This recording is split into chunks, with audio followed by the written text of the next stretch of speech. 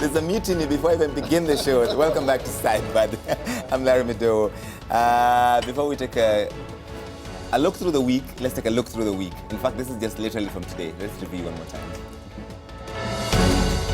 We've been having a situation in the commission whereby every decision is on the basis of a vote.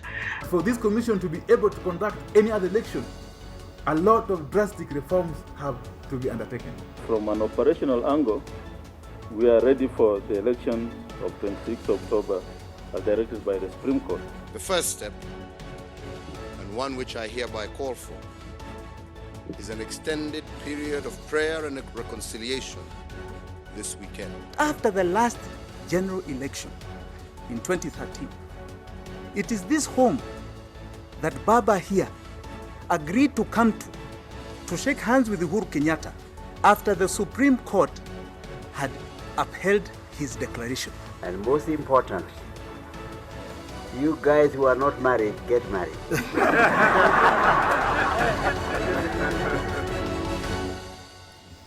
This is Sidebar Extended. I'm sitting here with a very distinguished, I've been told, what do you call a panel of advocates? It's called a sidebar of advocates. I think I'm going to adopt that. A sidebar of advocates. Members of the bar. Members of the bar. Members of the sidebar. Actually, sidebar is when advocates speak to the judge without addressing the court. Okay. Dr. Miguna is still here with us. Kipchumba Murkomen, the Senate Majority Leader, is now joining us. Jennifer Shamala, nominated MP, and Senator Mutula Kilonzo Jr., of the fine people of Makueni County. And the great people of Elgeyo Marakwet County. We call him the Duke of Makueni. The Duke of Makueni. Ladies and gentlemen, we have a lot to talk about today. We saw in the wee hours of the morning Dr. Roselina Kombe resign from the IEBC, and then later today, the chairman of the IEBC, Wafula Chebukati, gave a statement as well. I want to first get your reaction, Senator Murkomen, to the resignation of Dr. Akombe, especially because she says, as currently constituted, the IEBC is unable to conduct a credible election next week. Well, I think Dr. Akombe was within her constitutional right to resign. And it was contemplated by the Constitution that there would be a situation where the Commission may not have the full commissioners, 7 of them. Remember that I was part, and Mutula Kilonzo Jr., of the team that worked on the laws that reduced the commissioners from 9 to 7. And we put there that the quorum of the commission is 5. So it was contemplated. It is also contemplated by the Constitution there would be situations like this. I shudder to think that anyone would call it a constitutional crisis, as everybody has now talked about constitutional crisis in this country. You know, as a country, we must have enough shock absorbers to accommodate any challenges that may come. So the only question you ask yourself is that, was it wise to employ someone who had divided loyalty? What do you mean, divided loyalty? Now it appears to us, and I didn't even know this, that Dr. Akombe is a citizen of the United States. And and Kenya? Yes, and Kenya. And when people say that she fled the country, she didn't flee Kenya. She actually went back home. So you're saying the reason why she's left is because she's got divided loyalty? I think going forward, we must really rethink this idea of vetting people who are going to hold public offices, because there's a level of, you see, if Dr. Akombe really felt that the commission is unable to perform the constitutional duties today, she would have said so and sat through to find solution, even if it means changing what they need to change. I mean, the same things have been raised by the chairman. By the way, I think the statement of Commissioner Akombe and the one for chairman are synchronized, almost drafted by the same people. The language is the same, the tone is the same. It was a predetermined decision. The accusations are the same. So for me, if it is true, because it took them this long for them to raise these issues to the public, that they had these challenges they are talking about, patriotism would have necessitated that they would raise it with a desire to find a solution. Now, when a commissioner runs to go and make a statement from New York, then continues to discredit the ones who have remained, who are trying also to continue steering the ship, What is she trying to say? That she wants to wreck the whole institution? That she wants to achieve a political end?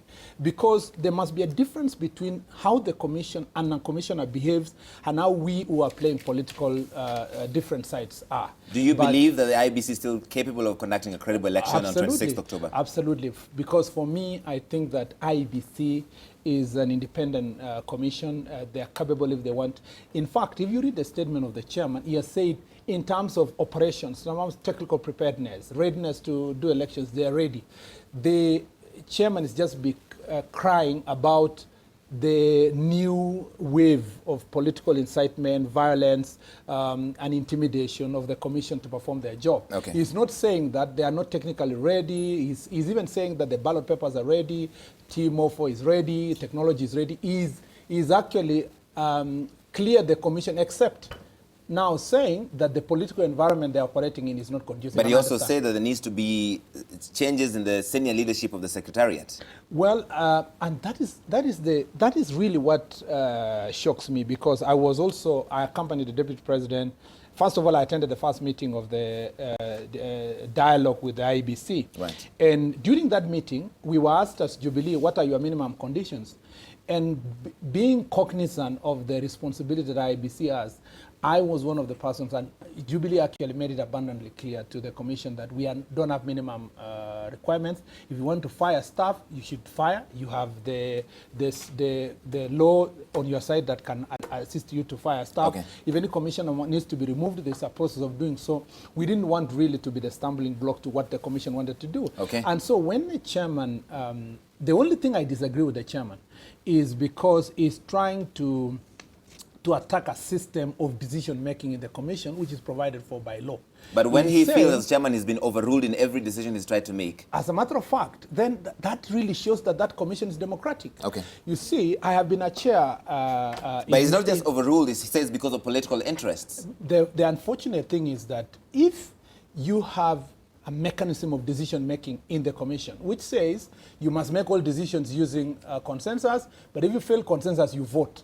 Now, how ironic that a chairman of a commission presiding over elections that is supposed to give a product where majority will have their way and minority will have their say. In other words, that the majority who will be elected will actually be the ones who will be declared. How ironic that a chairman presiding over such a process would complain about the same process being applied in their boardroom in decision-making. And second, knowing that this decision-making process is part and parcel of the law, is the chairman admitting publicly that he has lost his ability to lead as a chairman, so that, he's telling the public that I am unable to make a case for what we need to do, and therefore the commissioners, the six commissioners are able to vote and make a different decision. All right. But if you are a Democrat enough, every time you lose a decision, whether it's a corporate boardroom, IEBC, or anywhere, that position need to be respected. Dr. Miguna, the senator says that Akombe's resignation is trying to wreck the commission. Do you agree? No, I don't agree. And I believe that typical of the recently remade Jubilee hack, Mr. Malcolm has just spoken like a typical hack. Dr. Kombe's statement is quite clear. Paragraph 3, it says, it has become increasingly difficult to continue attending plenary meetings where commissioners come ready to vote along partisan lines and not to discuss the merit of issues before them. So here you have robotic partisan commissioners that get their instructions from elsewhere. As I have said, regarding Jubilee, there are two Jubilee senior members. One is the leader of majority, the other one is the permanent secretary. This leader of majority or Aden Duale? No, Aden Duale. Right. That have the remit of giving them instructions. So she has said that. She has not said that they have lost in the discussions. And you would expect that when substantive national issues are being discussed regarding electoral, the conduct of an election, that decisions are made on merit. So what we had today from Chairman Chebukati is that the commission is dysfunctional. He has stated so. Both He has he and also Akombe seem to have pointed to that fact. Correct. But the argument from Senator Murkomen and Jubilee is that they have a political agenda, let that me she's got a just- political agenda. Well, first of all, you know I have heard this propaganda that Chebukati was a candidate of ODM in 2007. Kisale. What people don't understand, because unfortunately for them, I'm a reservoir of history. Chebukati was actually William Ruto's candidate who was defeated in the nomination. He did not come through the so-called Raila faction. He came from the William Ruto faction. So when he was hired at the commission, one would have expected that he came with the blessing of William Ruto. He became now chairman of the commission. And you would have expected that as chairman of the commission, number one, you'd give him due respect as chairman, and you would give him enough space to operate. He says he does not have the space. He says also that commissioners come there already instructed. He also says that subsequent to the Supreme Court order, because this is very important, I have repeatedly heard Jubilee and the press only quote one portion of the Supreme Court order. The Supreme Court said, go conduct elections within 60 days, but they did not just say that.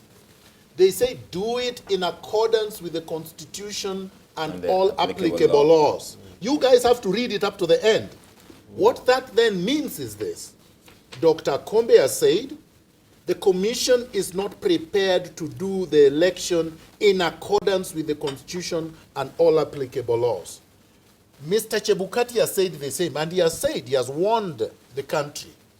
He said, if the individuals he identified, and this includes Chiloba, if they do not step aside, if they do not resign, and he did not say when, he would go himself. Right. He also said, and Dr. Kombe said, that the commission as presently constituted is not capable of conducting a credible election. So directly to my brother Murkomen, we are all advocates here, and we have rules of ethics that advocates adhere to. It would not matter whether you come from a party or you don't come from a party. If you go to a situation where the operations of the organizations violate the rules of conduct of advocates, you're not supposed to support that. Now, you don't expect Chebukati to go to a discussion where clearly violations of the regulations of the electoral body are being, violations are occurring, and then you expect him to support that. Right. You don't also expect repetition of the same irregularities and illegalities to be happening, and then you expect Chebukati to keep quiet. These two officers, in my view, have two things that the rest of the commissioners don't seem to have. They have a conscience and they have integrity. All right. Okay. Honorable Shamala, before you respond, I just want to play, because we're referring to the chairman's statement a lot, I want to play this particular bit because it's instructive to the discussion. I've made several attempts to make critical changes, but all my motions have been defeated by a majority of the commissioners. Under such conditions, it's difficult to guarantee free, fair, and credible elections. Without critical changes in key secretariat staff, free, fair, and credible elections will surely be compromised. I therefore call on the staff who have been adversely mentioned to step aside to allow this project team to function without interference. Excellent. So he says without changes in the secretariat, the possibility of a free and fair election is not possible. It's interesting. I've just heard that. Chebukati makes statements, but they're not grounded in this particular statement. I'm talking not all his statements, this particular statement, because they're positive statements he did make, and I want to address those later. And he says that he wants critical changes with regards to the staff, and he wants certain staff. I didn't think he said he wanted them dismissed. those were not the words. He says they should resign. If they've been adversely mentioned, they should resign. Okay, you know, I think as an advocate of the High Court, as somebody, we espouse, and like my learned colleague Muguna said here, we're advocates. We're not only bound by ethics, we're also bound by rules and the rules of natural justice. So for one advocate to call upon another advocate, which is Chiloba, that you must resign, accusations have been made. What are these accusations? Because it's never quite clear. Again, going back to the judgment, it is said that Chiloba admitted that the results for Forms 34A were actually still coming in. But what had happened is they had announced the forms on the results based on Form 34B. So I think it's a bit unfair to ask for somebody to resign. We don't know what the accusations are. Has there been a hearing? So on that note, I would say that that is unfair. The second thing is that he says he has made several decisions. And again, I want to echo the sentiments of my colleague, Senator Murkomen. You sound like a Lone Ranger. Why is they not a Lone Ranger or with this lady who went? What is her name? Dr. Roslyn. Dr. Roslyn. Okay? So what are the issues? Are you telling us that there are 5 of them? Are there 5 commissioners? And everyone is against you? What is the problem? Because if you're a leader, you must be able to bring people together. But he's not told us what exactly these issues are. He goes on, he says that everything is on course. Technically, operationally, they're ready for the election. Yeah, so what if they technically and operationally they're ready for the election? What is wrong? Because let us be very the political environment. We're not talking about let's talk about the law here. So it's the political environment. So what has that got to do with the commissioners? Because we cannot say that Miguna referred to our side or anyone who is with us as being robotic. We all have political inclinations. Every single person in this country has a political inclination. Whether Chebukati is from ODM or he's from Jubilee, he did stand. He was a nominee. Whether he was brought from William Ruto, but he has a political inclination, and so do the other commissioners sitting there. So to suggest that actually I am not able to relate with the others, I think what they need is a mediation process, because he's made statements. Again, he's not told us too much. It is Council Muguna here who is telling us that he has all the details, but it's not Chebukati. She said something also that you have to respond to. Does the political environment have to do with the commissioners? It has everything to do with the commissioners. This is a political process. It's not existing in some vacuum somewhere. So it's a political process. It's a political process to the extent that all our elections, whether it's the commissioners, whether it's the secretariat, the political will. There's something called the political will.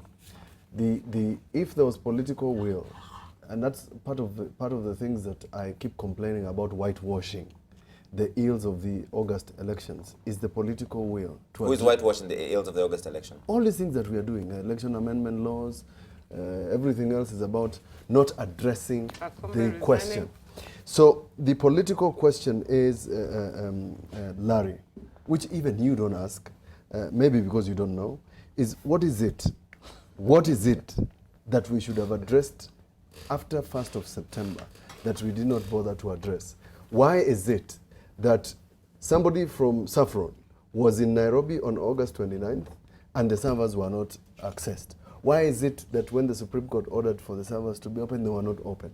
Why is it the question that a server is in France, why is it in France? Some fundamental questions about the structure.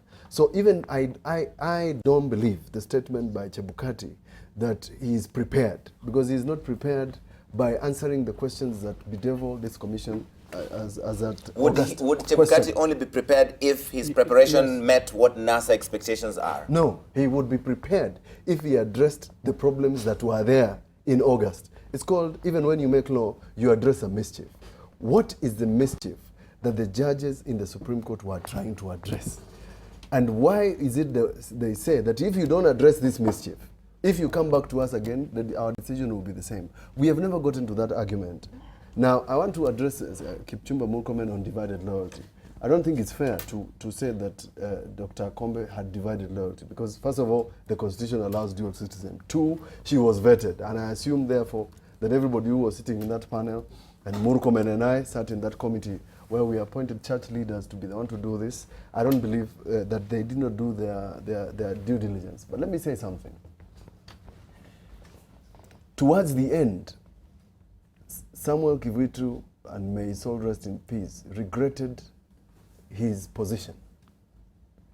He regretted not making some decisions. So to a large extent, Dr. Roslyn Akombe has done what most of us in public service would not dare to admit. And says this, like Murkomen, if some Murkomen knows something is wrong and is the majority leader, he will possibly run away from the house and not say it. But to get to that point and say, ladies and gentlemen, this is wrong. But let me go back to something that we passed in the select committee that all of us are not addressing. What was the problem with the previous commission is that the previous commission was putting its hands in every little thing. They were buying stationery. So we sort of put a strata where the commissioners would only deal with strategy and things that are oversight. Right. Chebukati, under Section 11A, as the oversight, he has the sole oversight mandate for the presidential election, which is something very unique that is assigned to him by law. So when Chebukati says that as the person in charge of oversight, I am not getting support from the rest of the commissioners, I am unable to make decisions with regard to a person who I think is an impediment to my work as oversight, we should not call it a weakness. Although Meguna will agree that that is a weakness in itself, but there is a problem. And the problem can only be that the secretariat to whom they are supposed to take instructions from are taking instructions from other parties. So the secretariat is taking instructions from other parties, but the commission is also taking instructions from other parties. By the way, it's only through... It is only through... Miguna really fears me talking. I don't know why. I fear you? Yeah, because, I mean, honestly, every time I open my mouth, you... It's like saying a lion fears a puppy. No. Ouch. That's not fair, Miguna. So, you know, every time I want to talk, Miguna really feels agitated. Senator, please go ahead. Despite the fact that he gets airtime the whole day in all the media houses. So I just wanted to say... So you see me even when you're sleeping. Everywhere, you're all on. Which, I mean, anyway, I don't want to go there because we don't want to have a personal discussion. First of all, there is an admission from, there is a detail that Miguna has that all of us don't have here. He seems to know who is doing what in the commission and so forth. Is that an admission that the chairman and Commissioner Akombe is working with Miguna and NASA? Because, I'm not in NASA. Because, of course, I mean, anything that looks like NASA, talks like NASA, walks like NASA is NASA. And you know, Miguna, are you going to let that fly? Imagine. No, but no, he's a duck. I don't respond to ducks. He's quacking. He's quacking. Yeah, you see. But his accusation is that what you said appears to be in lockstep with what NASA says. You respond to it. Senator. Not even that. He has made personal admission on Twitter that despite writing books castigating the former Prime Minister, telling us he goes to... He's a person who goes to witch doctors. Now he will support him. That's a story for another day. But the point here... You digress too much. The point, the issue. yeah, but I will come. I will respond to you. We'll come to that. The point we are discussing here is that it seems that the commissioners, it seems therefore that these two commissioners who are working in already prepared script, because you can't tell me that 7 days to elections is when Akombe and Chebukati realized there's a problem within the commission. That's not true. When we went for the meeting with the commissioners in Bomas, we have the write-up. They give us NASA and Jubilee and say that we are ready for the elections, we have no problems. The chairman read the statement himself. He said, we are very ready for the elections. We have irreducible minimums of NASA. Where are the irreducible minimums of Jubilee? When Jubilee said, we have no irreducible minimum, but we're willing to discuss anything. So the first thing that is really slowly appearing is that it looks like it was already scripted, that former Prime Minister would resign with Kalonzo, they will get out of the race, withdraw from the race. It will be followed by Akombe, then Chebukati, and then there will be a mess, and the whole place will look like the way now many people think that is So happening. are you saying that Chebukati is also about to resign? Well, actually, this statement, it is Miguna who said here that Chebukati has said, which is not in the statement, that if Chiloba is not fired, he will resign. You see, Miguna assumingly is sharing information he has Did you from. say that? Yeah, No, I never. You No, can listen, replay. listen to me. You can replay. Can I respond? Yes, you can sir. replay. No, You let me can- just complete. No, let me respond to that specific point. Yeah. I listened to Chebukati today speak, and Chebukati referred to his memo, the long memo, where he mentioned that certain people would have to step aside. And everybody is aware that the person that managed the elections of August 8th was Chiloba. He stated that these people would have to step aside. I just illustrated that. No, but to then use that, let's no, make to an use admission. that to say Let's make that an I'm in admission. contact with Chebukati, let's make the it's just the usual meandering of Jubilee. No. You have no facts, you have no logic. Meguna, You're just it meandering. can be replayed. Because in the first I know what I comments, say. That's precisely why I responded to the issue of the rules of natural justice. He said that Chebukati has said clearly, and I hope it will be replayed because I was listening. He said that Chebukati has said if he is not Chiloba is not going to leave, he is going to resign. Are you inferring this from his memo? Are you inferring this from his memo to the CEO? Listen, but we have the record here. Why are we arguing? But no, I want to understand the basis of why he said that. The problem because with the Murkomen is that responding. he did not listen to Chebukati and he has not read Chebukati's Hang on, but Miguna, what you said, you did say that, but was it in reference to his statement today or from his memo to Chiloba? Both. I didn't see he didn't say that today. He did not mention Chiloba, but he said the people I have identified that must resign. Yes. He didn't even say it that way.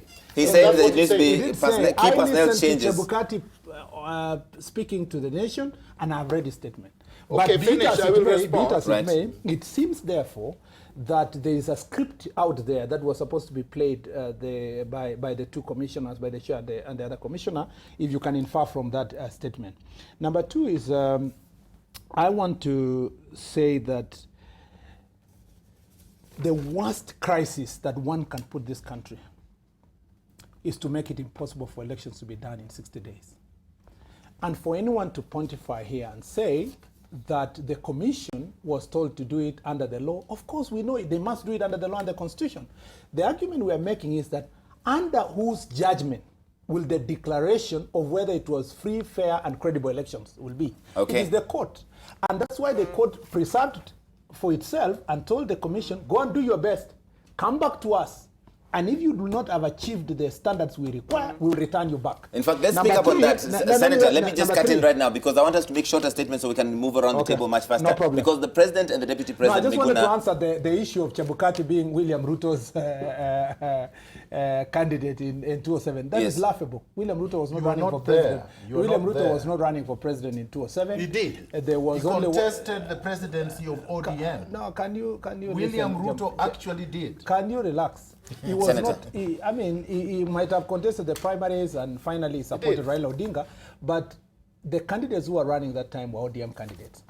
And like my friend Miguna, I don't fault Chebukati for running for office. Okay. And I don't think it's an issue. Exactly. Because for me, running for political office is the greatest sacrifice anyone can make in this country. Senator, so I don't think yes, I want to respond also to what the president and the deputy today said about going back to the election. Okay.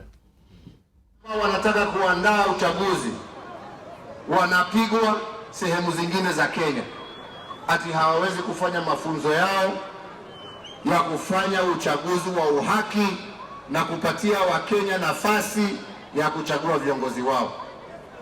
Wewe Bwana Odinga, kwa sababu tumekubali haki yako ya kukaa nyumbani, kwa nini unafikiria ya kwamba wewe uko na haki ya kukataza Wakenya wale ambao wanataka kupiga kura wapige kura on the 26th of this month, and that vote is unstoppable. It doesn't matter what you do. It doesn't matter how much you demonstrate. It doesn't matter how many conditions you give. It doesn't matter how many resignations. We are ready, and Kenya is ready for election on the 26th because Kenya cannot be held hostage.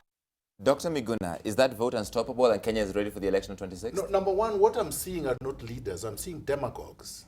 I'm not seeing leaders. That is the president and the deputy president of this country. And I'm calling them demagogues. Why would you say that? Excuse me, please. No. I can't excuse you. Why would you call the president and the deputy president of the country demagogues? Let me explain. Larry, we must agree. have some sort of we must decorum, agree. If there will be no decorum in this debate, there's no point for us. Exactly. Miguna lives under this illusion that he's been licensed in this country to insult people. Dr. I agree with the senator. Dr. Miguna, why would you call the president and the deputy? You either be civilized or we don't have a debate. Why would you call the president and the deputy president such Am I going name, to be sir? subjected to heckling or am I going to speak? No, sir, but you need to qualify or withdraw that statement, Okay, sir. do you know who a demagogue is? Go ahead and justify Yes, but why you have to refer- allow me to say so. Sir, go ahead. Yesterday, when the former Prime Minister and his team wanted to go to Meru, Jubilee people demonstrated in Meru and burnt the place where they were supposed to go. There was a clash between NASA and Jubilee supporters. Let me finish. The police stood there and supervised the destruction of where they were supposed to do. When you compare, excuse me, I can't excuse you. No, you're not going to stop me from speaking. I can't excuse you. So what are you going to do? Hang on. What are you going to do? Gentlemen, I'm going to no, speak. gentlemen. No, you can't. We can't do that, Listen, gentlemen. I'm going to speak. Senator, please let him finish and then you can You advise. cannot continue insulting people. No. I'm going to speak. No, we cannot accept that. Gentlemen. We can't accept. Miguna, you are used to listen, I'm insulting going to Astafasaris speak. and the likes of this one. No, We can't allow you to do that. Gentlemen, Don't point at me. Miguna, could I ask You know, hang on. Larry, You either have Larry, me or have me. I'm not going to be Senator, I I invited both of you because we appreciate Yeah, your points of view. But you see, I kept quiet when he was speaking. We Yes, must sir. be civilized. Yes, so you have to keep quiet when I'm could I ask that speaking. you use respectful language? No, for the I'm going to purposes? finish. Then I'm go going ahead. to use the language I have to use. A demagogue is an English word, and I'm going to use it against Yes, sir. William I Ruto understand and that. Uhuru Hang Kenyatta. on. cannot accept Hang on. And I'm going to explain why. Then you need Yes, to, and then the senator will have a chance No, but to you have to rebut. let me Yes. speak. Then go ahead, sir. If you're not going to let me speak, then there is no need to invite me. You're here. yelling at me, sir. Yes, but you're letting him yell at me. No. We I am don't not going want to be anybody to intimidated yell, here. Dr. Miguna. So let me speak. Yes. The two gentlemen are demagogues. Yesterday, when the NASA team wanted to go to Meru, they planned. Their teams were going there. The place where the rallies were supposed to happen had been prepared. Their supporters were attacked, supervised by the police. Allegedly, we cannot confirm I am that. going to speak. No, sir. When you on. come on my show, we will have certain. If I cannot prove something, you cannot say it just because you have facts that Are are you available to me. saying that rally was not disrupted? It was disrupted. Are you saying that the police did not stand by and watch as No. it was being disrupted? We do not have any evidence to No, that but I effect. can speak from my perspective because I watched the You are same not thing. there, this sir. country You is are not not there, reality. sir. Country It's See, not the reality. problem is that when he was speaking about No, Senator, please let when me she finish. There was must be level of abusing responsibility. Sir, Dr. because Kombe, you and I were That's neither. not abusing. but I you was- know that she she's- abused she's- Dr. Kombe when she we were is right here. You did treacherous. not stop She her. is treacherous. She said She's treacherous. You had a sworn chance to uphold respond. this No, but I kept constitution. quiet. But then you responded. No, to what she I That is said. kept treachery. quiet. Dr. Miguna, I kept In the United quiet. States, she you've called been Dr. tried Kombe for treacherous, and then you had And a I chance kept to, quiet. and then you responded. Yes, so why that- don't they let me speak? That's what I'm giving you No, a but chance you're not to do allowing so. me to speak. You're telling me that I cannot call these guys. Again, you're yelling at me, sir. No, but you're telling me that I cannot call them demagogues. I'm going to call them demagogues. You need to go to the point, sir. You're yelling I at am me right now. repeating it. Yes. All right? He was yelling and you did not stop him. He was not yelling at me, sir. He was yelling at me. I'm trying to get people to stop So yelling at what each I'm other. trying to tell you, Larry, unfortunately for you, I am not easy to shut up. You are not going to muzzle me. I am not trying to muzzle you, sir. let me I'm trying to make sure that everybody gets an equal Let contribution. me respond to what they have said. Yes, and go I'm ahead. going to do it in my language. Go ahead. And you're not going to dictate to me how I'm going to speak. The language, So- as long as the language is respectful, sir, I'm happy to allow it. Listen. There is nothing disrespectful about calling demagogues demagogues. Sir, you need to move. You need to move on. Yes. I was trying to explain to you, and nobody's going to distract me, that what they did yesterday was completely unacceptable. How was their reaction? When you look at what they have been doing in other places where NASA supporters have been demonstrating, whether it is in Nairobi, whether it is in Migori, whether it is in Siaya, whether it is in Kisumu, is brute force suppressing these people. They have been calling the former Prime Minister, Mr. Kitendawili. They have been calling him, and he has said so. about all manner of things. So what I'm trying to say is this. That's not the language and behavior of national leaders. Having said that, specifically in response to what this gentleman said, Kriegler chaired the Kriegler Commission. Was Kriegler Kenyan? No, he wasn't. South African. Was Kofi Annan Kenyan? No, he was not. So just having foreign nationals making contributions to our national good is not something that we've not had. So to say that Dr. Kombe is a dual citizen, when in fact she applied for the job, she was probably even headhunted, she was interviewed, then she was vetted by Parliament, is preposterous. Now, number 3, these 2 Jubilee hacks have said that... There you go again, sir, calling people hacks. No. There you go again, calling people hacks. I mean, yeah, either you have enough English in your dictionary, but there you go let's again, get calling them abusive. hacks. We're not going to accept this. We are not going to accept this. You can't This is not going to be a place where it comes to where you come to start abusing a particular side. Okay? No, sir. Continuously. He's abused the president. He's abused the deputy president. He's abused the secretary general. It's unacceptable. No. We can leave. You stay alone, you talk by yourself. No. Senator, wait. No. You were called something and you said you're not in NASA. And they can respond. Hang on. Ladies and gentlemen, hang on. Only abusing people here. When I was invited to this show, yes. I was only told Mutula Kilonzo Jr. will be here. We did. If I knew that we can't. Hang on. And bad language of Miguna. What are we teaching our children? And we did publish abusive words. Ladies and gentlemen, please. Ladies and gentlemen, we did publish a full guest list. You offered me cold water. What did you offer? No, I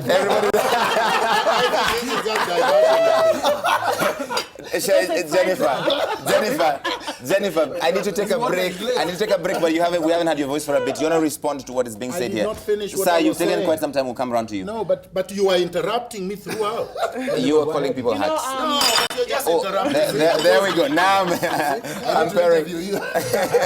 I'm pouring tea on my script. I think Jennifer, no, sir. You're Jennifer, used to being suppressed by the so-called government team. Respond to what? I am There's not been so much intimidated by heckling them. and so much noise. Yeah. Respond to what? You are the one we making maintain our position. I maintain the position.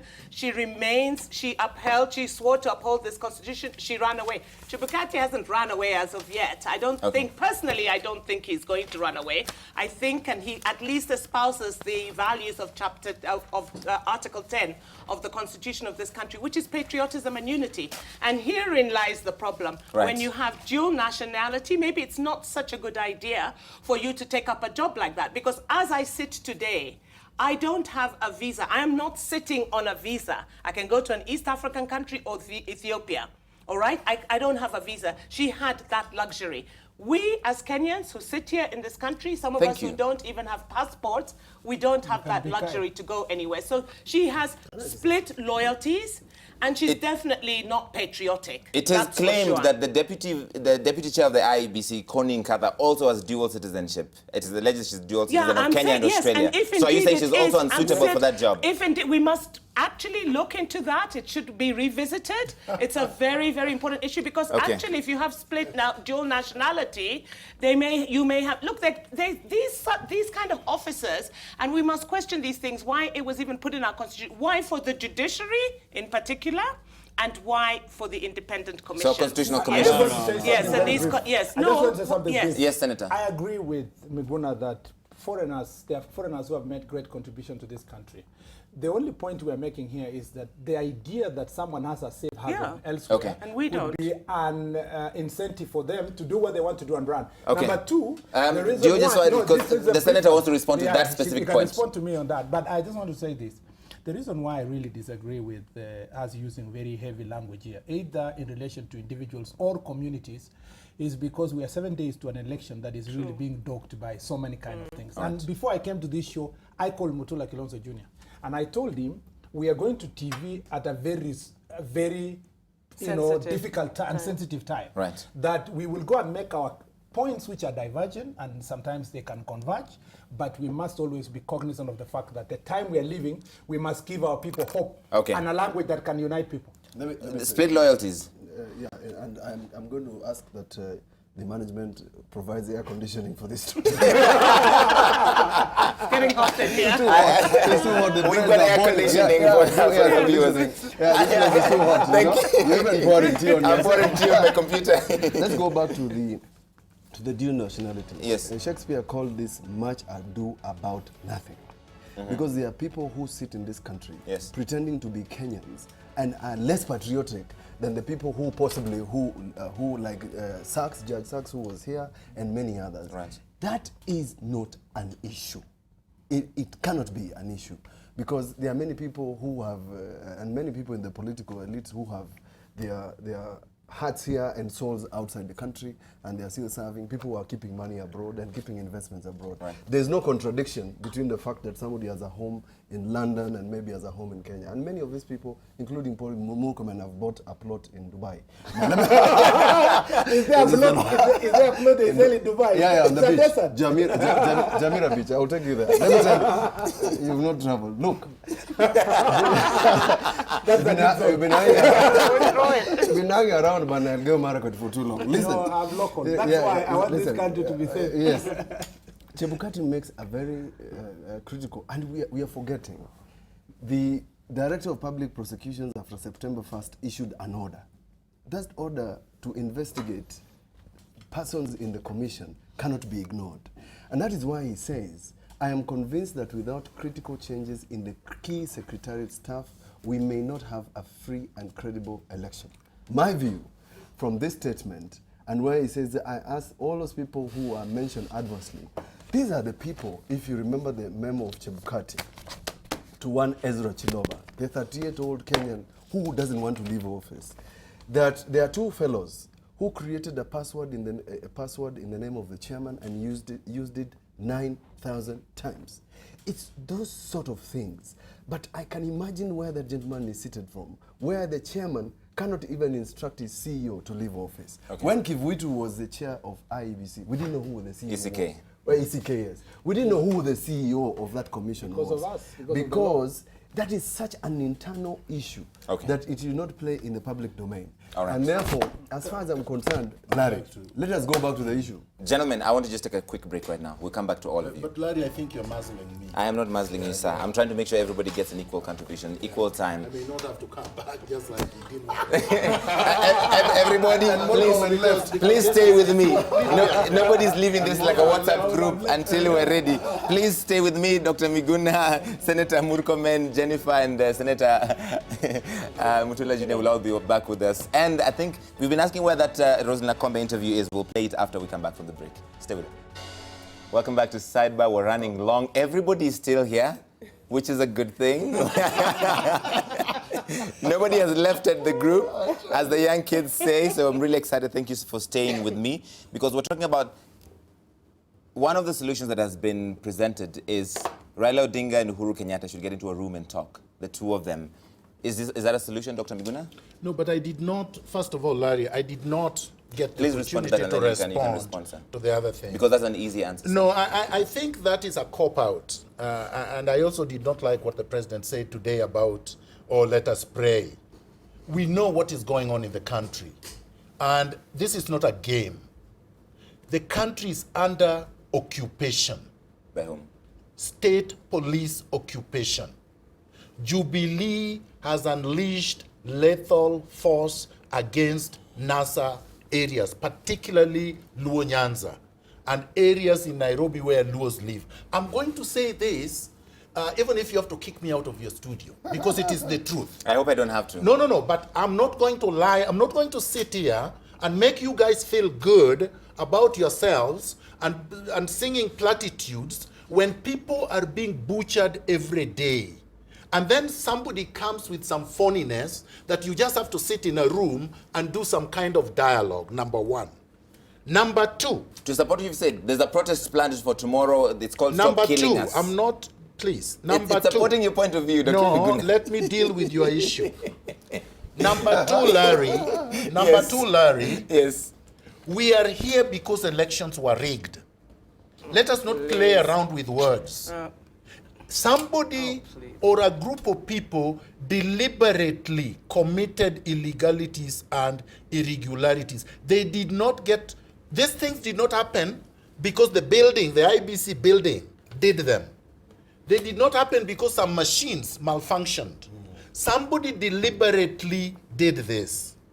Mr. Chirchir, for example, is said to have used his own, and I saw it in the court-ordered report, his own email address and accessed the IB server numerous times. He denies that, and the chairman, the CEO, sir, it's still on you. I just need to talk about that. But let me just finish. The CEO, Ezra Chiloba, sir, we need to go point by point. The CEO, Ezra Chiloba, when I spoke to him where you're sitting, he said that was the same access that was given to all the other candidates, the other agents of the other parties. Quoting Chiloba is like quoting a convicted criminal. You see, it's not really unacceptable. I said like, see, it is the English language is like. Keep going. He has absolutely no credibility in the Republic of Kenya. That's in your eyes. Chiloba cannot come here and then you put his word against mine when he was the CEO of the electoral body that bungled the election that was nullified. Great, next. So, the fake forms that were used, the results that Which do you believe claims NASA planted in the system? Are you now working for Jubilee? Because can you just allow me to finish what I have to say? Then you can ask your questions. I am giving you, sir. Please, I know what they are saying, but I'm not dealing with what they are saying. I'm making my own statements. Go for it. I am saying, as found by the Supreme Court, forms were altered. They were in thousands. Results were altered. The system, the server was infiltrated. There were serious issues with that election. That is the issue that we want to be addressed. So this is not an issue that you expect President Uhuru Kenyatta and the Right Honorable Prime Minister to sit down and resolve. Okay. Now, these things cannot be resolved in the next 6 days. You can't have them resolved in the next 6 days. So the election cannot take place in the next 6 days? They cannot take place because remember what Chiloba said 3 days ago. He came and published a statement saying that they already configured only the names of Uhuru Kenyatta and Raila Odinga. Yes. Now, they did this without a court order. The court had ordered them to conduct fresh elections, but they were doing a runoff. Okay. Nobody ordered them to do that. All right. So clearly, no election can happen as ordered by the Supreme Court on the 26th of October 2017. Senator, no election can happen because that's what the NASA, in fact, today Raila Odinga said that they're changing a rallying call from no reforms, no elections to no elections on 26th October. That must be the reduced minimum number 15 or something. But first of all, I want to say this, that we have never opposed the removal of anybody from IBC. Not Chebukati, not Chiloba, not the commissioners, not the secretariat. We've always told the IBC to do the right thing. If it is the right thing for them to say so-and-so should leave, if it's the right thing for Kombe to resign, if it's the right thing for Chebukati to leave or the commissioners to leave, we want to go on record as Jubilee as having respected the independence of the commission. And there is no single day you've had us say so-and-so must be fired or this. In fact, there was a memo that came from the Secretary General saying that we don't trust a certain staff. Yes. But later the party met and said we don't have a basis of making those allegations except the statements we see in public. Okay. And we say that we trust the commission as it is until and unless they find within their ranks the people they want to remove. So what I wonder is how has Chebukati now just woken up 7 days to elections to realize that there's some stuff that must be removed? And what has he been doing even before last elections not to remove them? Number two, now you're opposing. Number two. No, let him finish. Let him finish. Number two is election. They think election was rigged. I think it's, with due respect, there is nobody who has declared that elections were rigged. NASA has been saying that repeatedly. But they said that the courts didn't. The last part is the question you've asked me. They're saying there will be no elections. They are not saying there will be no elections because elections has not been organized by IBC. No. They're saying there will be no elections because they will make it impossible for IBC to conduct elections. Exactly. And if you saw what's happening, and unfortunately, it's happening in Kisumu and Siaya and a little bit of Homa Bay. but I haven't heard of Homa Bay as such. It's Kisumu and Siaya, where you have this situation where people who don't want the elections, and I'm really sad that I saw my colleague Fred Outa, who is a senator of Kisumu, today handling a lady, and that lady was slapped publicly, and I don't see even any outrage, whether in social media or anywhere, because when NASA does something, it's right. If it was Jubilee that had done something like that, it would have been an outcry all over. Okay. So the point we're trying to say here is that some of the things that Kombe has raised, some of the things the chairman has raised, is because the political environment is being polarized in a few areas to make it impossible for the IBC to do their But job. if I may say, I want to interject here because I have something important to say. NASA... Are you saying Senator Mutola has Sorry. important to say?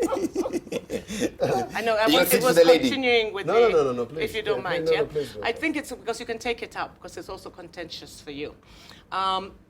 You know, NASA went and filed a petition in the Supreme Court of Kenya. NASA knew very clearly that if the Supreme Court would rule in their favor, which they did, we had to hold an election within 60 days. NASA presented the evidence. NASA made the allegations. My question is, why would you go and file a petition which gives you 60 days as per a court order, knowing that you only have within 60 days to run this election? Why refuse to file a petition and say, you're fine, you can go ahead, you're president-elect, and you be declared president, and from there we'll do no reforms, no elections. Okay? Why do they wait for this and then say, we want no reforms, no elections? Every messaging they're sending, one day, was it yesterday they said the demos are called off? Yes. Yeah, I suspect it had a lot to do with the siege at Muthaiga. The demos were called off, okay? Another day, we are calling off the demo. We are going back to the demos. They're going to rallies. Hold that Rallies thought. Demos. You're talking what? about demos. Hold that thought. I want to play for you what Raila Odinga said about 26th October. Yes, we talking heard. about Now demos. they're going to make the country ungovernable. They're going That's to not what he said. Honorable Shamala, one second. Let me just play what he said and then you come back. Kwa hivyo tumesema siku ya Ijumaa tutakuwa tunaomboleza. Siku ya mashujaa tutakuwa tunakumbusha watu wetu wote ambao wameuawa na polisi tangu mzozo uanze mpaka leo. Sawa? Maandamano itaendelea. Na tarehe 26 itakuwa ndio maandamano kubwa zaidi katika Kenya mzima.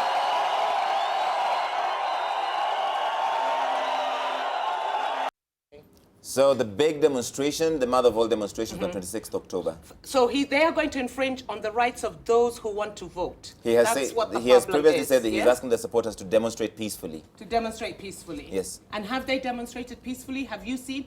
Muguna goes on about how they're being shot. First of all, there's investigations. They have been shot. There have been people who have been shot. Can I finish? No, go ahead. Yes, by police. They have been shot by police did. forces. The investigations are not yet over. Yes. We then heard, let me finish. I heard our Secretary General Tuju sit on one of the TV stations and telling somebody the Nairobi business community is not in Kisumu. This week we now hear reports of somebody in dreadlocks shooting somebody, then removing the bullet, and of course to force the narrative that this is now the Nairobi business community having moved to Kisumu. Please, we understand these things. I want to say something very, very important, and I don't want to get interrupted, and we're not talking about it. What is happening in Kenya happened in a country called the Ukraine in 2013, 2014. Demonstrations went on from November, December, January, February. What did they do then? They infiltrated the city, shot into masses of people. They wanted the president then. Who shot into the masses? Militias funded by George Soros. It's known history. You can Google it as we sit here. People were killed, demonstrators were killed, and the president was run out of town. Are you saying that's what's going to happen in Kenya? I'm not saying that's what's going to happen because we're having this discussion. They are making a situation which is so intolerable, where there is so much anarchy, that either we have, although they deny it, a caretaker government, or we have a revolution. Because when you say you will have the mother of all demonstrations on the 26th, What about me who wants to go and vote? Isn't there a right to demonstrate as the Constitution On allows? the day that I want to vote, and I bet you. What is wrong with that if if it's constitutional and peaceful? Peaceably and I'll tell unarmed, you like the why law it's going says. to be the mother of all demonstrations. Because as of now, they have wanted to demonstrate in the Central Business District. The day we're going to vote, it has to be the mother of all demonstrations to stop us from voting at the polling station. Senator Mutula, is there intention of NASA for a revolution or a caretaker government, like she says? No, nobody's interested in a caretaker government, but allow me to go step by step so that you don't distract me like you have been doing with Miguna. And in fact, I'm going to offer you a book. It's called... Senator, make your point. Senator, make your point. Yeah, that's why I'm going to offer you a book on your birthday. It's called Talking Less and Listening More. You should ask questions. I am moderating. Senator, I am listen. moderating the debate. Yeah, but you're talking too much. Go for it. Now, Miguna raised an issue, and you challenged him about this access that was given to presidential agents. I've not seen a rebuttal or information from Chiloba that all the presidential agents were given the access that was given to Chirchir. It was done. Those allegations have not been confirmed. It was done. Number 3, Kenya is in a hole. And when you're in a hole, you stop digging. Let me tell you, we are seated here, we are having some cold water and laughing. But 6 days or 7 days from here, Kenyans are going to lose their lives out there in the streets. And since we occupy privileged positions, we are not going to be shot at or our homes are not going to be raided.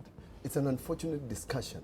What we should be focusing on, Larry, and that's why you're not asking the correct questions, is how can we avoid a situation where Kenyans lose their lives? I'm sorry to say, we have failed to, and I call it the Njoki Ndongo syndrome, denial. We have failed to address... Why is it Njoki Ndongo syndrome? But why Njoki Ndongo, please? You deny. Look, no. Why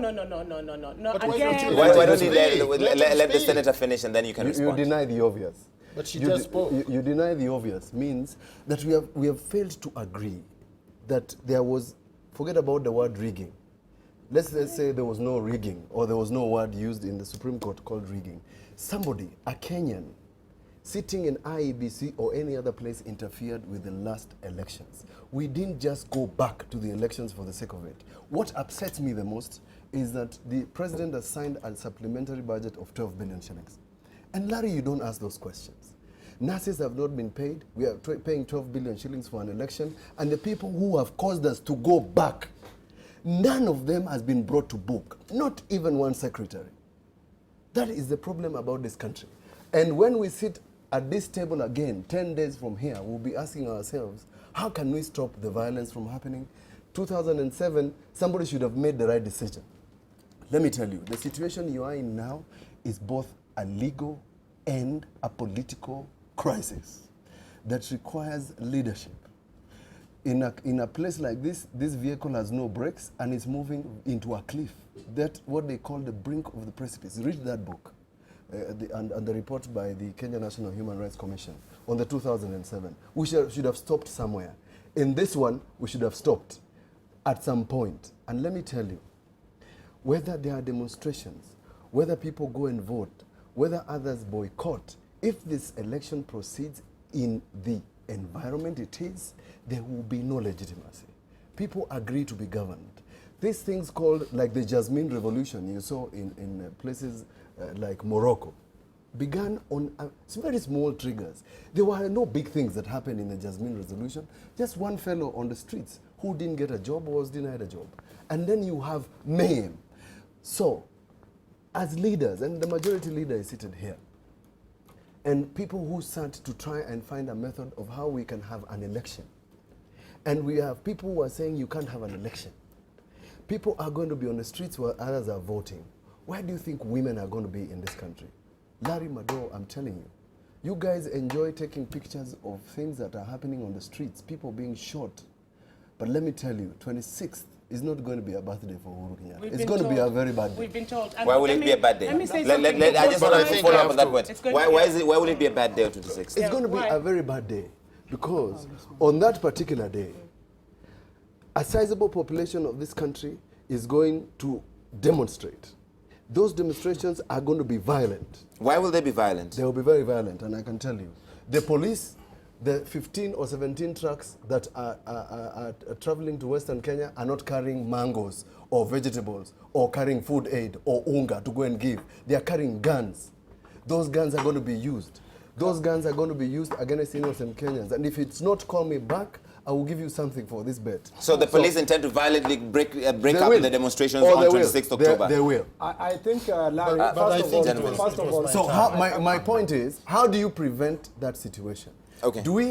Can we prevent the Armageddon of Kenya on 26th, where Kenya moves forward without having a disputed election that is not conducted? Larry, let me comment. Really quickly, because Larry, I want to play the bit of the Akombe I think interview. he brings a very important angle. It is unfortunate that the Jubilee side and the press have been focused on property, which in fact the majority of the NASA demonstrators have not inflicted any significant damage. Most of the so-called Nairobi business community have seen them, have been involved in all manner of violent activities and even theft and robbery. But the brutality with which the demonstrators, many of whom are just carrying twigs and tying bandanas, and the gentleman that was just bedecked in fake oranges, this has gone on. The kind of death, the kind of maiming, the kind of torture that have been inflicted on innocent, even children. And I have the videos and pictures, and the media have this kind of thing. But our friends on the Jubilee side don't say anything about them. Now, Mr. Murkomen said, and I believe my friend Shamala talked about the 60 days. You see, I've had many people say, and I agree with them, constitutions are made by human beings for themselves. Human beings are not made for the constitution. So 60 days is there, but that is not it. It is not written on a rock and that it cannot be changed. It can be changed. And if Chebukati knew the law, Chebukati was competent and was allowed space to operate, instead of going with that nonsensical question that they went with to the Supreme Court 3 days ago, which the judges about his laughed role at in them. verifying? Yeah, and said, what are you doing? Either you are incompetent or you are mischievous. But there is no reason why you are coming back to us with this question, because we've been very clear. I've asked you this before the last time you were on the show. Yes. When this 60 days lapses, there are a lot of people that say we'll be in a constitutional crisis because the constitution does not speak about after that 60 period. Of course, there will be a constitutional crisis, and we are deep in the middle of a political crisis. My view, and I've stated it before, Uhuru Kenyatta's term ends on November 1st. His temporary incumbency ends. The temporary incumbency was not contemplated to last for 20 years. So that if you have a despot who does not want to leave power, he would just bungle election after election so that he can continue to be a temporary incumbent. Okay. After that, then we will have to decide who serves in the interim as we prepare for the elections. Okay. And when I say we, I mean the Kenyan people. And it is not a laughing matter. And it is not a situation that is going to be dictated by how many guns you have or how many police forces you have. Because I must remind my friend, there are 45 million Kenyans. There are maximum 200,000 armed forces, including the police. All right. So they're not going to shoot everybody. You're laughing at he said that President Kenyatta's term ends 1st November. I think we have too much negativities, too much negative prophecies about what will happen 26. It will be a bad day, Senator Mutula says. It will be a bad day, it will be Armageddon. Yeah. I think it will not. They're preparing for it. I think it will not. There will be small crises in some places where NASA demonstrators, maybe Kisumu, Siaya, Homa Bay, and Migori, where they will try to block. By the way, I have maximum respect for Mutula Kilonzo Jr. and leaders who come from his area, neighboring counties, because even when they don't agree that they will go for the elections, they have behaved in extremely civilized manner. And this is what democracy is all about. You're just not attacking them with guns. It is a very civilized way of doing things. Number two is So therefore, no, people will not kill themselves. I want to start by saying that. Kill themselves. I want to start by saying that. Please don't interrupt. Unlike No, I'm just asking, did they kill themselves? Unlike 207, 208, I don't foresee a situation where civilians will get into each other. Have policemen killed some people, or some people have died during the protest? Yes, and it's regrettable, and it must be condemned. And I hope that the policemen will prepare themselves for this very difficult time to deal with rowdy and sometimes armed protesters in a manner. We've seen also policemen being hurt, and I hope that this situation, this madness, can come to an end. When it comes to property being destroyed, it's a fact. You know, I find it very unacceptable that Miguna calls himself independent, but everything he talks is to attack Jubilee. He says nothing about NASA. He says nothing about the responsibility of the leader of NASA. If you really truly love this country, would you call for a mandamano the day we are going to vote? Let me tell you something that Motola did not tell you. And of course, what he was saying, he knows that he's revealing something that's being organized by NASA. What's being organized for 26 is to make it impossible and scare people to come and vote. That's what, and you saw that already in Kisumu. You saw the officers being attacked. You saw the POs being attacked.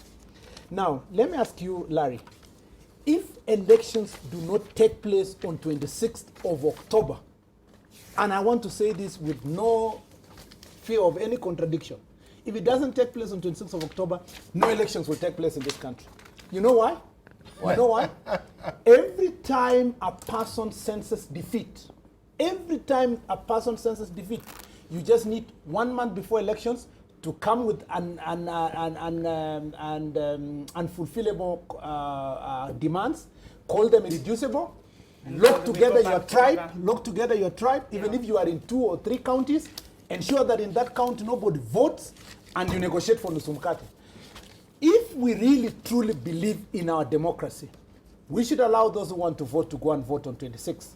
We should allow those who don't want to vote on that not to vote on 26. We should go to Supreme Court again after the elections.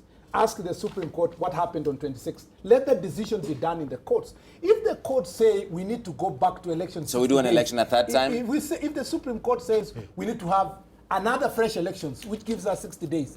Those who wanted credit time can go for that time. But as it stands now, we cannot foresee this nation, the worst crisis that will happen in this nation, if on 26 elections is not done, and we reach 31st of October and elections not done, on 1st of November, we will get into uncharted waters, and the country will be But let me add on to that. This talk about temporary incumbency, let that also be very, very clear. Temporary incumbency kicks in when you're a president-elect, and it's very, very clear. So this talk of if we don't have an election in 60 days and then he is no longer president, they should tell us what they plan, because there is no other system of government that you can have. It would not, we are being told here that constitutions are not written on rock. The only way to change this constitution is either in parliament or through a referendum. There is no other way, unless you're calling for the overthrow of the constitution. That one I can and help when you I very let me quickly. finish, let her please. finish. But I can help No, her. Let her finish. I didn't ask I for will wait her assistance. Yes, finish, but great. I will correct her. Okay, unless you're calling for the overthrow of this constitution. When Muguna says that Chebukati should have gone to court, it says the election should be held within 60 days. It is in this constitution. Perhaps he will tell us, and we can always learn from novel ideas. But what I am saying, as we speak, we can go on and on and on. And if the entire motive is to ensure that you scatter the election, you either have a caretaker government, a Nusumukati government, or a complete overthrow of the elite. Because none of us will survive. Uhuru Kenyatta remains a president with full powers. 2 questions, because Senator looks like he's about to hit the door. One, what is NASA's idea of what happens next? Because if you don't want this election to happen on 26th, and then we get to that uncharted waters from 1st November, how does NASA foresee this playing out?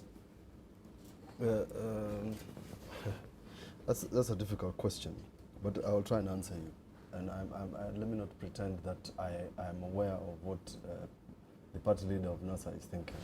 The fact is that post 26th, it's not even post-26th, it's the evening of 26th, 5 p.m., you're going to have a nation in absolute crisis, where you have part of the country voting, part of the country not voting, returning officers attempting to get to constituencies, some will not get there, etc., etc.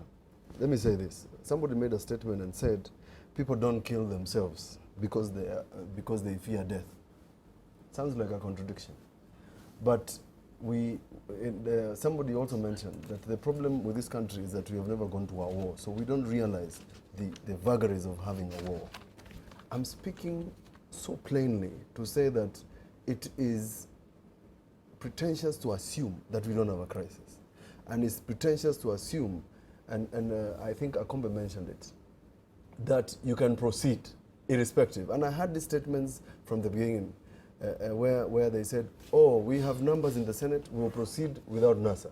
We have numbers in the National Assembly, we can proceed without NASA. We can even change the Constitution. We can even change the Constitution. Now the narrative is this. We are going to have an election irrespective of what NASA thinks, what NASA feels, whether it's irreducible or reducible, whether it's one, whether it's two, wapende, wasipende. That is the narrative. So, to say this, things are going to fall apart, quoting Chinua Achebe. And when they fall apart, life is going to become what Hobbes used to call it, nasty, brutish, and short. Breakdown of law and order. And that is something that this country must avoid. I've asked this question, I've posed this question. What is the magic about 26th of October? What is the magic about presidential candidates that is bigger than the nation called Kenya?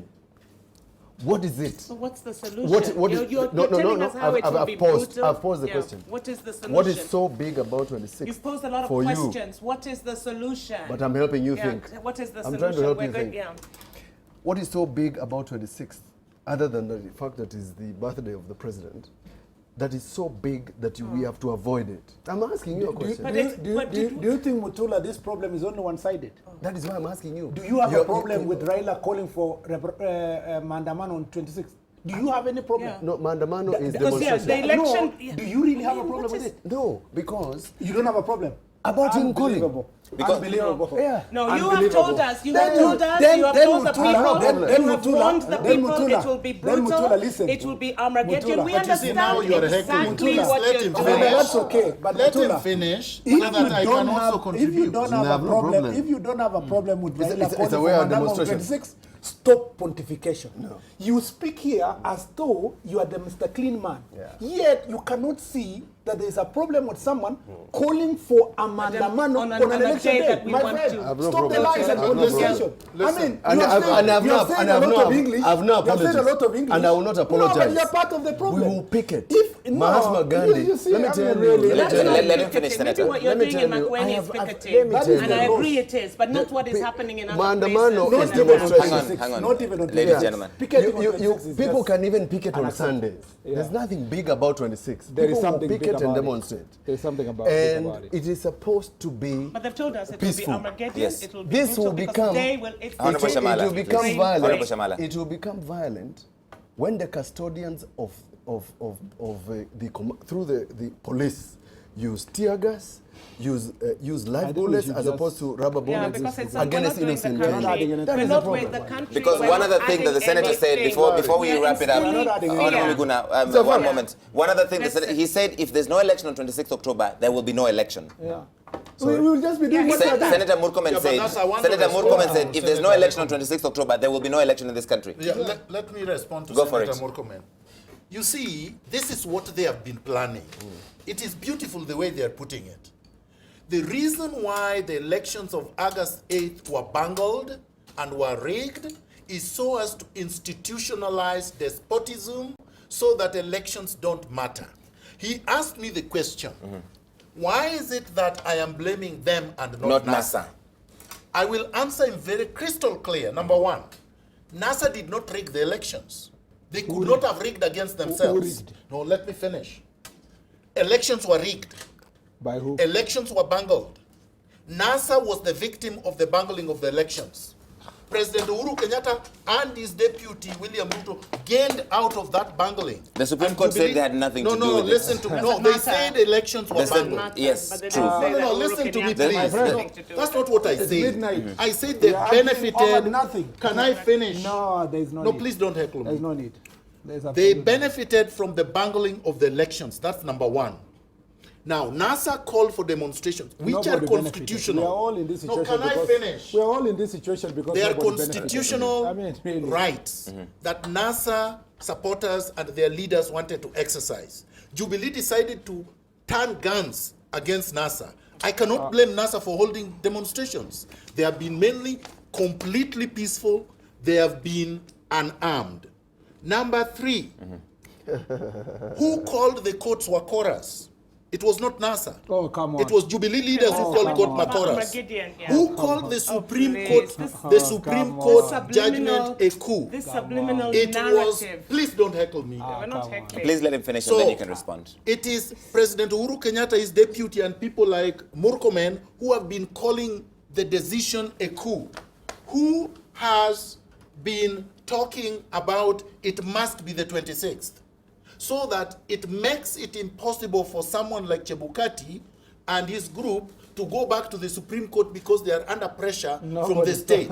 And you can see Chebukati is visibly scared.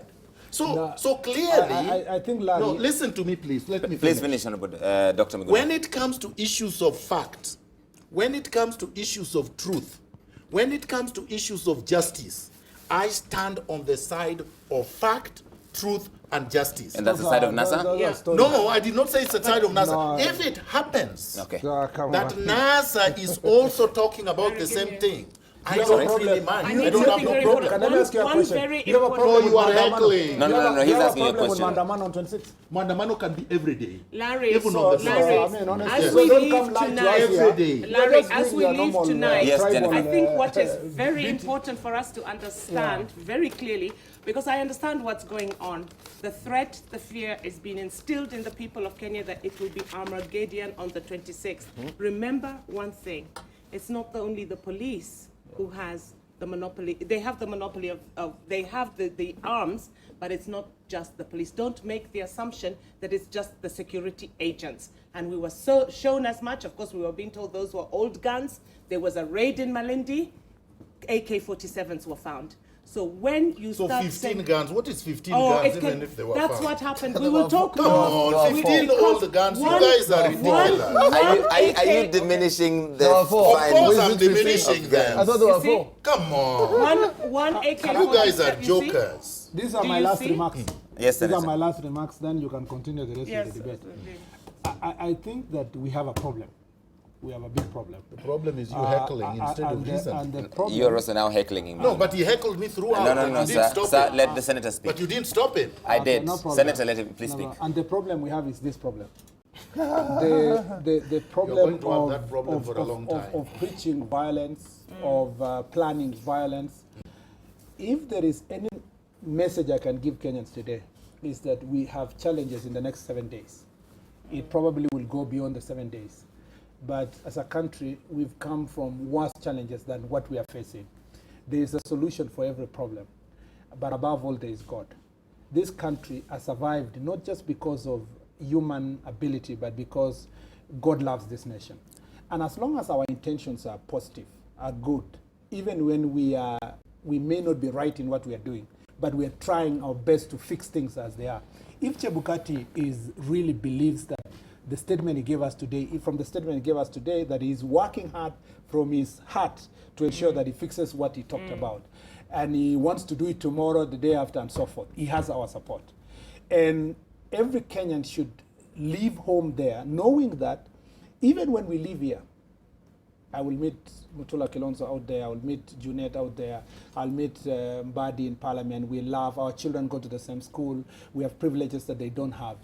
The minimum we should do as citizens of this republic is first of all to ensure that we act and work peacefully. The rest of the problems of trying to push one person to get to office, by all means, we can sort it out politically. But two is that I appeal to the age and the experience of Raila Odinga, that for an old man who is above 70 years, God has already blessed him abundantly in terms of life and experiences. He's a privileged son of a former vice president. I want to appeal to his conscience that you have a right not to participate in the elections. You have a right to be aggrieved. You have a right to challenge these elections. But please, don't plunge this country into chaos on 26th of October. Thank you very much. Last remarks? Yes, last remarks. Last remarks. You made your last remarks. At least you listen to the other people's last remarks. Senator. I will listen. They don't No. They don't care about our remarks. Yes, last remarks, Senator. I read a statement, and allow me to read it. Stanley Githunguri went to court in 1985 against the Moi regime, which was harassing him, and he wanted a prohibition. The same thing that was happening to Jimmy Wanjigi over the last 3 days. And I commiserate with the gentleman for the harassment he is receiving. And these 3 judges said this, and I want to repeat it for the sake of those Kenyans who feel so aggrieved that we are headed into a place where nobody is listening to them because they are in the majority, they don't care. Tutapita bila nyinyi. If it's Makueni, they don't care, they will win without campus. And they told Githunguri, when you live here, raise your eyes to the hills, utter a prayer of thankfulness that the fundamental rights, your fundamental rights are protected under the juridical system of Kenya. For purposes of those few Kenyans or the many Kenyans who believe that their voices have not been heard, their fundamental rights to an election and political rights will be violated because they will be shot. Just know, one day, the people who have caused this mayhem in this country will pay for their sins. Thank you. Final remarks, ma'am. I totally agree. One day the truth is going to come out, and it's going to come out very, very, very soon on who it is that actually wants chaos for this country. But as we stand here today, I want to tell Kenyans, indeed, we are here. I call him Yahweh Elohim, the one I pray to. He's the one who lifts this country, who keeps this country, and it shall be well. And let nobody intimidate them. The narrative being passed out there is that if you go out to vote, we will cause chaos so that the police can shoot us, and we will ensure that there is no election. Final comment, sir. Larry, in 2007, 2008, me and Murkomen were on the same side. That's true. And oh, look, you agree on something. And the police butchered ODM supporters. And it later culminated in the ICC cases. This is a repetition, except that Murkomen has left and has joined the butcherers.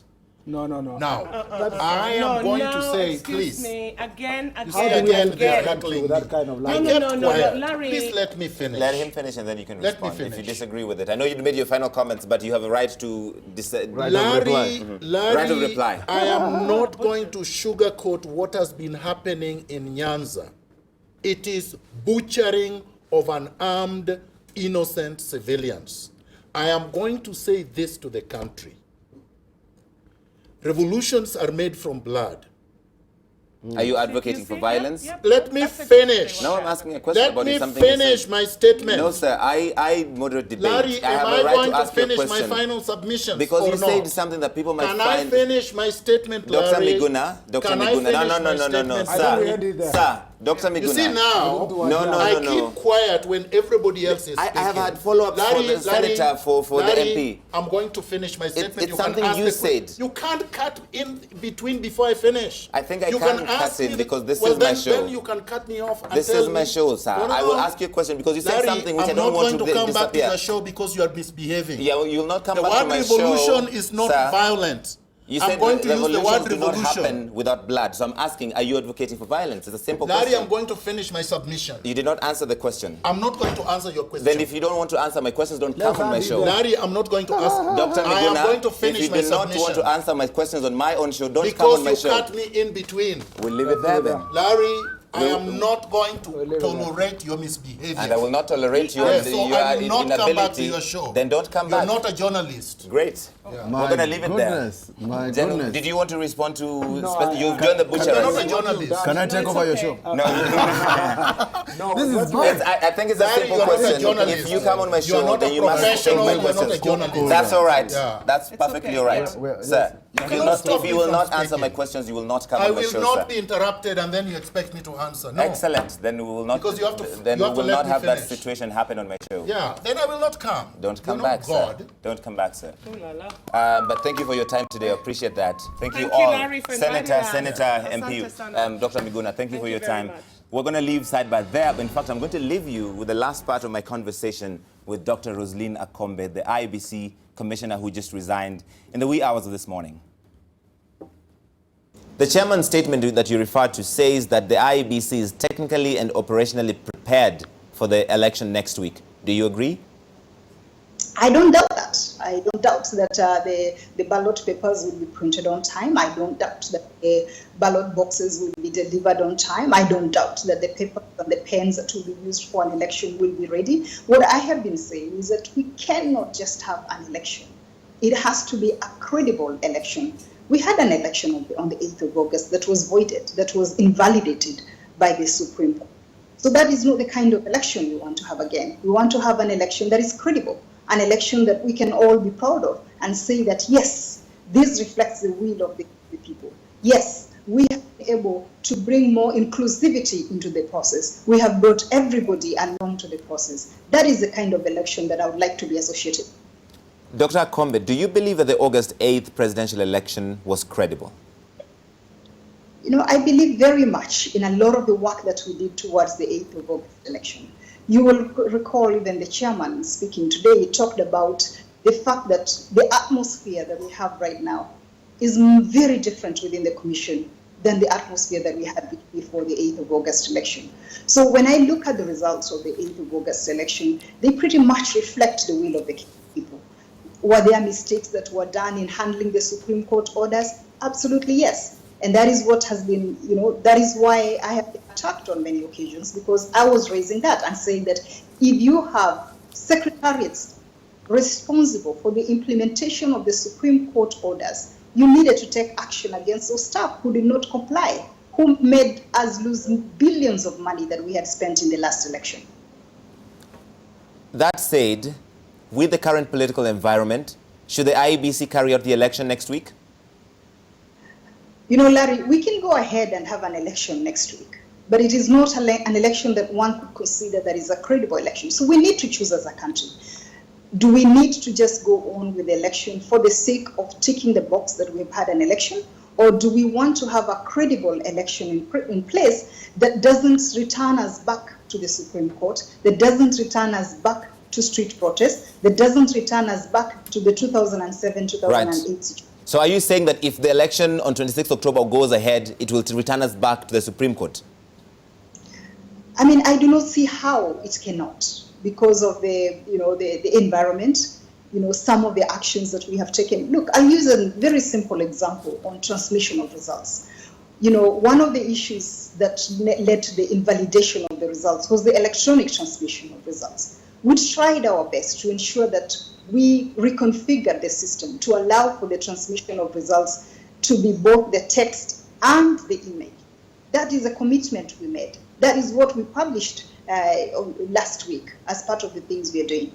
But now we are coming out and telling you and telling the Kenyan people that we can't be able to send the text results either, Right. because it's too late for us to be able to add the rest of the candidates there. For me, this is the time by which we should have come out and said to the Kenyan people or to the Supreme Court that, look, this is what you asked us to do, but because of these other issues that have come up, we cannot be able to reconfigure our systems to allow us to proceed with sending both the text and the image results. Give us more time. Let us have more discussions. Let us see how we move forward with this. That is what I mean when I say that you do not want to have, you know, the main issue was electronic transmission of results. You do not want to go back to the Supreme Court with that being an area of contention again. Should Chairman Wafula Chebukati resign, as some have asked for him to do? You know, that is his decision. I really don't want to make that decision for him. I applaud him for being a very good leader, for being somebody who's very calm, who has his heart in the right place. He wants to do well for the country. He wants, you know, as somebody who was a victim, as he said himself, of the 2007-2008 violence, he does not want to lead that country to violence. He's staying there because he's trying to make sure that we do all we can to avert a situation that is worse than it is right now. I failed in being able to stick along for as long as he's willing to do so. I hope that the Kenyan people will give him a chance to be able to lead that commission to something that is much better than what we have right now. Both of you talked about how divided the commission is. How divided exactly are commissioners of the IEBC? I mean, the chairman made it very clear. I mean, he already said how he loses his motions. He's not able to approve, get things that are approved the way he wants.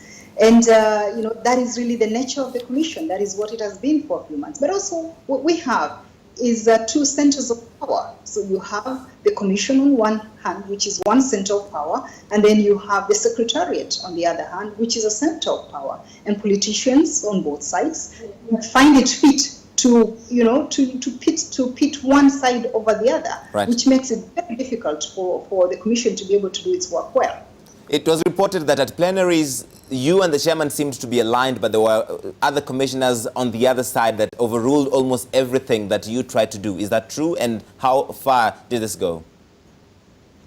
I mean, that is a true reflection of what it is. And the chairman, in his own statement today, has reaffirmed that.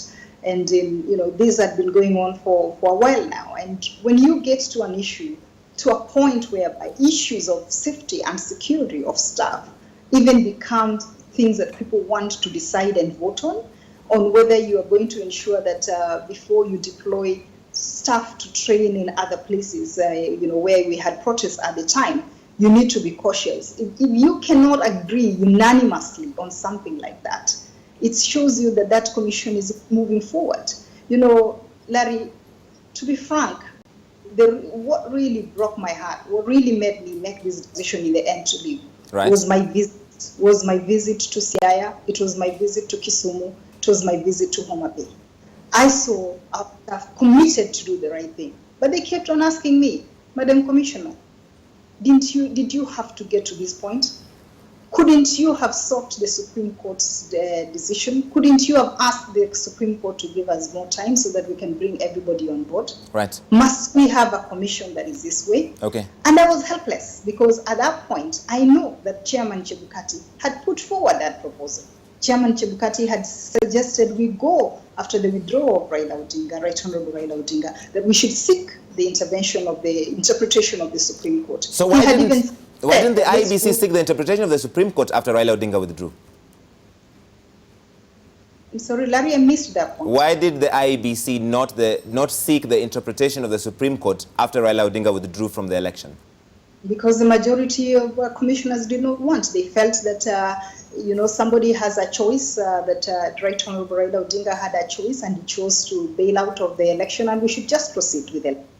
And as I said, when you are in a situation whereby you vote over everything, including that, what was the chairman left with? Are you saying that the IEBC commissioners is tilted more in favor of Jubilee? I mean, look, I'm not here to classify people one way or another. I know that I am already being branded one side or another, which I am not. I'm not going to go into the same situation of trying to brand people one way or another. All I am saying is that we have commissioners who have made it impossible for the chairman to make the changes that he would like to make. He has made an appeal to those commissioners in his statement today, and I'm hoping that people will heed his call, that people will look seriously at what is going on and stop pretending that everything is okay. Everything is not okay. We have a political problem. We need to solve that political problem. Your statement is in many ways in step with what NASA has been saying all along. Did you hold brief for NASA at the commission? I don't hold brief for anybody. I did not hold brief for NASA. I did not hold brief for Jubilee. I have been accused on social media of being a Jubilee mole. I have been accused on social media of being a NASA mole. And where I come from, when you have people from both sides attacking you, then you know that you're being impartial. And that is what I have tried to do because I care about this guy. Larry, I didn't have to take this job. I did not have to take the job of commissioner at the IEBC. Right. I did not have to. I took it because I thought I could contribute something to my country. I thought that I could be given a chance to be able to redeem the country so that we don't go back to 2007, 2008 situation. But we're heading right there. We're heading there without looking at the repercussions of the actions, the selfishness of the politicians in Kenya is going to lead that country to a disaster. We have to avoid that. And when I took this chance, I thought, let me come out and speak out. I could have left quietly and come back to the comfort of my job. But I decided to speak out because of patriotism, because I care about that country, because I love that country. It has made me who I am today. But people will say that's easy for you to say when you're a dual citizen of Kenya and the US, so you can easily run off to your other country. For people who don't have that choice, they're stuck here. And that is why, because I know that I have an opportunity that other people don't have. I have an opportunity that Chairman Chebukati have right now. That is why I'm here to speak out. Speak on the behalf of those people who want to do the right thing, but don't have the opportunity that I have, that want to do what is right for the country, but don't have the voice to be able to speak out. So I am speaking out today. I am speaking out because I care for that country. Why? If I did not care, I could have come quietly and stayed in the comfort of my house without speaking to anybody or without saying anything more. Will you come back to Kenya? I would love to come back to Kenya. It is my home. That is where I was born. That is where I was raised. But I know that the current conditions and hearing all the rhetoric that I've had from politicians today, that I don't have space in that country for now. But I'll continue serving in whatever capacities from wherever I am. So you are in fact on self-imposed exile? Well, there are times when that has to happen, and it has happened that it is my turn now to play that part. The chairman's statement, Chebukati, today said that without critical staff changes in the secretariat, it is impossible to have free and fair elections. And he called on secretariat staff that have been mentioned adversely to step aside. How far should this go? Should the CEO, Ezra Chiloba, resign? I mean, I have said that very clearly on many occasions. It's just that our voices sometimes fizzled out. That you have a secretariat as another power that manages the entire process there. It is important. I mean, if in other places, it is Ezra Chiloba who should have resigned, not Roslyn Akombe. So, under what circumstances do you think the IEBC can still carry out the election next week? Or at this point, do you think it's just impossible to do so? Larry, not as currently constituted. Yes, they can carry an election. They can proceed and have an election, but it will not be a credible election. It will not be a credible process. People are criticizing you for having done this. At least one cabinet secretary, Najib Balala, said that if the country burns, you should be held personally responsible. If this country burns, if our country burns, clearly there are many people that should be held responsible.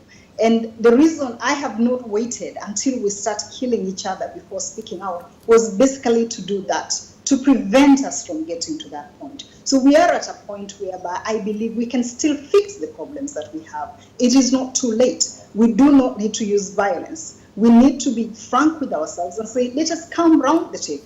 This is a political crisis. We need to come round and address it. I have heard this from President Kenyatta today. He is appealing for prayers. We need to go beyond prayers. We now need to come together as a country to be able to solve the problems around the table. They are political problems. You cannot expect the commission, as currently constituted, to resolve those political problems. We just need to come around the table, as we have done in the past. We are a resilient people. I believe that we can come around the table and solve our problems and avert going back to the 2007 and 2008 solution. There is still time. Why didn't you speak up a week ago? Why didn't you speak up a month ago? Why didn't you speak up and resign just after the Supreme Court ruling? Why now? Well, you may be aware that I have written 2 detailed memos to both the chairman and to my fellow commissioners. You might have also, if you are paying a bit of attention, you might have noticed that in the last few weeks, I have been talking a lot about the credibility of the election. When I was briefing the observers a few days ago, I gave an example of a country where I worked, where the technical preparations for the elections were perfect. But we, as observers in that country, had concluded that although the technical preparations were perfect, the conditions for free, fair, and fair elections did not exist. I have said these points in the boardrooms, and that is why I have been a victim of those phone calls. I have had some members of parliament, following the news. I even had one of them who is who had been called, who had been sent to come and tell me to resign in September because I was giving people a hard time. She had been asked to come and talk to me and tell me to leave in September because I was being tough-headed. I was asking for Ezra Chiloba and others to resign, and that they could not resign. They could not leave. They were never going to leave. So I have left that space for them now. All right. Because they had told me very clearly that it was either me or them. And so I believe that they now have opportunity to be able to replace me with somebody that can be able to carry the water for them. Speaking about that political problem you mentioned, there have been two solutions. NASA has irreducible minimums. They say they will not go to the election unless these are implemented. Jubilee has amended the election amendment laws which are awaiting presidential assent or whatever he will do. How would the effect of these, what would the effect of these be on the election? NASA's irreducible minimums or Jubilee's election amendments? You know, and that's why I have been saying that in such an environment whereby you're having people, you know, using threats of protest with the irreducible minimums, when you have political parties using their parliamentary strength to make electoral amendments, that is not the right environment to continue working, you know, preparing an election on. It is not the right environment. Both actions do not help the country. They do not move the process forward. And that's why I keep appealing, as the chairman has appealed, that let us come around the table as Kenyans. Let's try and resolve those things. Those irreducible minimums should be a subject of discussion among the political actors. Those electoral amendments are things that are supposed to be subject to discussions among the political actors. My appeal, Larry, really, and I'm sorry I have to rush out, is that as a country, we really need to come together and seriously look at this. I am okay with being vilified. I am okay with being called names because I think I am playing a role of bringing out the issues that people don't want to talk about. People do not want to face the reality and say, this is where we are as a country, let's come together, let's solve our problems. I have the faith and optimism that we'll be able to resolve them as long as we come around the table and discuss in frankness and sincerity. Finally, there are people who are portraying you as a traitor. Others see you as a patriot. What do you make of this firm divide within the country and how your role in this has been seen? You know, my mother and father raised me all the time to say the truth. And what they have raised me to do is to stand by the truth at all times. I was not going to disappoint my parents by not standing by the truth. So I don't mind whichever names that people would like to call me. All I want to be remembered for is that I have stood up for the truth. I have stood up for what is right. And I have stood up for what is right because I care deeply for that country, and I do not want to see that country go down the drain. So if my coming out and being insulted will bring some consciousness in us as a country, then so be it. So I don't mind those names. I don't mind the name calling. I don't mind what I'm seeing on social media. But if it will resolve, it will bring some sort of reality to our political system, then that will be my joy. All right, Dr. Rosalyn Akombe, thank you so much for joining us. I know you have to run out. We appreciate your time. All right, thank you. All right, Dr. Rosalyn Akombe, former commissioner of the IEBC, speaking to us out of New Jersey, where she is, she says, on her own accord, in self-imposed exile after leaving the IEBC just 7 days or so from the election.